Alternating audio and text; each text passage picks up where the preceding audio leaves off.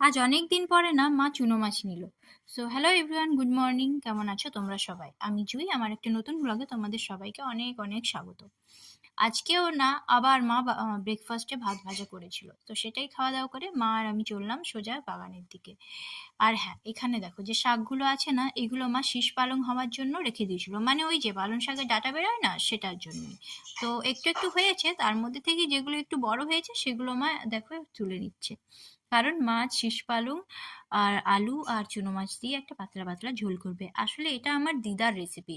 আমার দিদা যখন আমাদের মধ্যে ছিলেন তখন এই রান্নাটা নাকি অনেক করতেন। আর আজ সকাল থেকেই মায়ের না দিদার কথা খুব মনে পড়ছিল, তার সাথেই রান্নাটার কথাও অনেক মনে পড়ে গেছিল।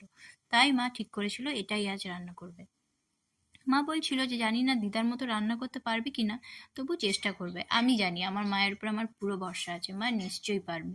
তো যাই হোক, এইসব দেখো, মা রান্নাটা করুক। আর মায়ের রান্না করতে করতে অনেকটা বেলাও হয়ে গেছিল। তারপরে আমাদের খেতে বসার পালা। মা তো মায়ের মতন রান্না করে নিয়েছে। আর হ্যাঁ, যেহেতু আজকে রবিবার, কার কার বাড়িতে মাটন হলো সেটা জানিও। দেখতেই পাচ্ছ আমাদের বাড়িতে তো হয়নি। তবে আমি জানি তোমাদের অনেকের বাড়িতেই হয়েছে, তাই না বলো? সো চলো, রবিবারটা যে যার নিজের মতো এনজয় করো। আর হ্যাঁ, রান্না কিন্তু প্রায় শেষের দিকে। তো চলো এবার খেতে বসার পালা। আর আমার মায়ের এক বান্ধবী আছে, সে হচ্ছে বুচিদি।